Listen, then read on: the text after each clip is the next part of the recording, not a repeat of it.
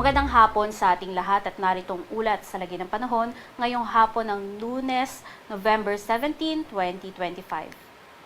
Base nga sa ating latest satellite animation ay patuloy pa rin nga yung epekto ng Intertropical Convergence Zone o ITCZ dito sa may Palawan at Southern Mindanao. Samantalang umiihip pa rin nga yung Northeast Monsoon o hanging amihan dito sa may parte ng extreme Northern Luzon at sa nalalabing bahagi naman ng ating bansa ay patuloy pa rin inaapektuhan ng easterlies o yung mainit na hangin galing Pasipiko.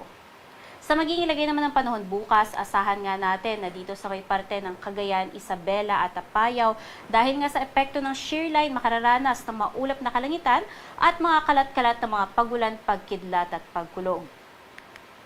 Samantalang dito naman sa may parte ng Aurora, Quezon at Camarines Norte, dahil naman sa epekto ng easterlies, magiging makulimlim din yung panahon at kalat-kalat ang mga pag-ulan.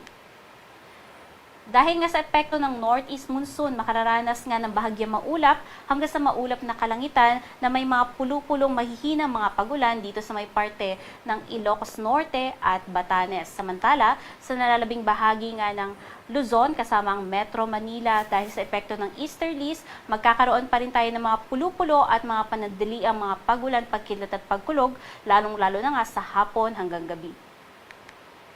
Temperatura nga dito sa buong Luzon ay maaaring umabot hanggang 32 degrees Celsius.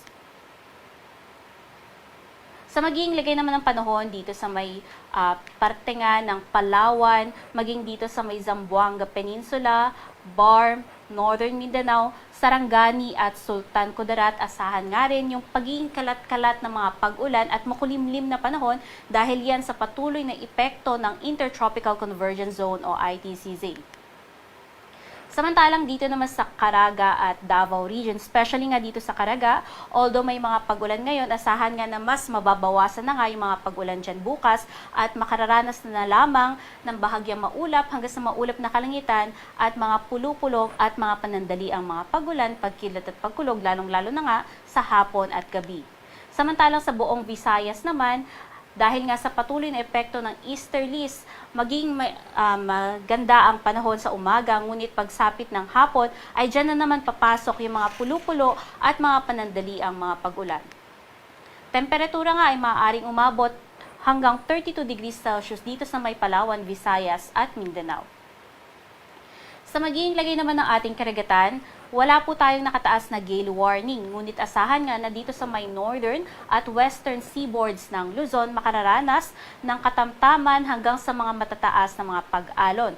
Kaya inaabisuhan natin lalong-lalo na nga yung maliliit na sasakyang pandagat na mag-ingat po sa paglalayag dahil yung taas ng alon nga ay maaaring umabot hanggang 3.7 meters. Samantala sa nalalabing bahagi nga ng ating karagatan, makararanas ng banayad hanggang sa katamtaman ng mga pag-alon.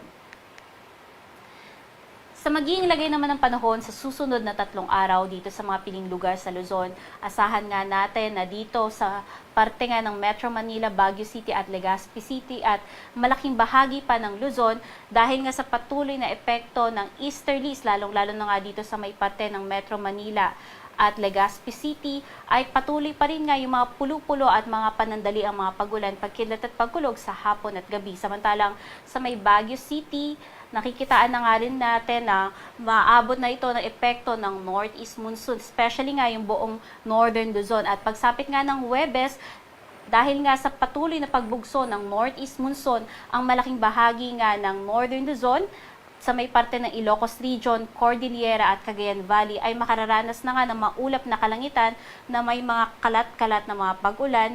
At dito naman sa may Legazpi City, dahil nga maaaring bumaba yung shear line, o ito nga yung banggaan ng hangin galing sa Northeast Monsoon at easterlies, ay maaari na rin niyang magbigay ng mga paulan starting on Thursday. By Friday naman, nakikitaan natin na although prevailing pa rin nga yung Northeast Monsoon, maging yung easterlies sa buong Luzon, ay mas maging maganda na nga yung panahon.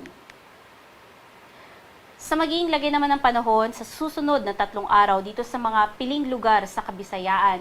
Good news po sa ating mga kababayan dyan dahil patuloy pa rin nga yung magandang panahon, paghandaan lamang yung tsansa ng mga pulo-pulo at mga panandali ang mga pag-ulan sa hapon hanggang gabi. Sa magiging lagay naman ng panahon dito sa may Mindanao, sa susunod na 3 araw, asahan nga natin na although hanggang bukas, malaking bahagi pa rin nga ng Mindanao yung makararanas ng mga kalat-kalat na mga pag-ulan. Pero starting by Wednesday, dito na nga lamang yan sa may parte ng Davao Region at asahan nga na starting on Thursday up to Friday, maging dito sa malaking bahagi nga or iba pang bahagi ng Mindanao ay magkakaroon na lamang ng pulo-pulo at mga panandaliang mga pag-ulan. Ang araw ay lulubog dito sa Kamaynilaan ng alas 5:24 ng hapon at sisikat naman bukas ng alas 5:58. Manatiling may alam sa lagay ng panahon at bisitahin ang ating mga social media pages dito sa may X, Facebook at YouTube at isearch lamang ang DOST Pag-asa. At para sa mga karagdagang impormasyon ay bisitahin ang ating website pag-asa.dost.gov.ph maging ang panahon.gov.ph.